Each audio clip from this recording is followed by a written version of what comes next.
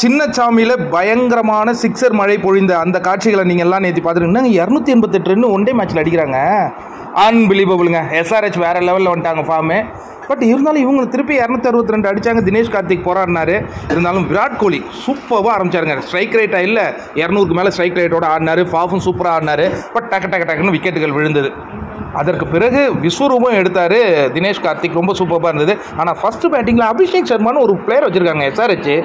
ஒவ்வொரு மேட்சும் அந்த பையனை பார்க்குறாங்க. கம்மி பாலில் 35 ரன் அடிச்சுட்டு போயிட்டே இருக்கிறப்ப ஹெட்டுனுடைய செஞ்சுரி எல்லாமே சூப்பராக இருந்தது. என்ன ஒன்று, சின்னசாமி ஸ்டேடியத்தில் வச்சு நாக் அவுட் பண்ணிட்டாங்கன்னு நினைக்கிறேன் ஆர்சிபி இதுக்கப்புறம் குவாலிஃபை ஆகாது. அப்போ கப்பு இந்த வருஷமும் இல்லை, அடுத்த வருஷம் தான் பார்க்கணும். விராட் கோலி, ரோஹித் சர்மா வேறு டீமுக்கு போகிறாருன்னு கேள்விப்பட்டேன்.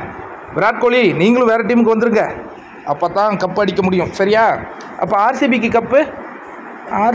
கப்பு கனவாகவே இருக்குது போல இருக்குது.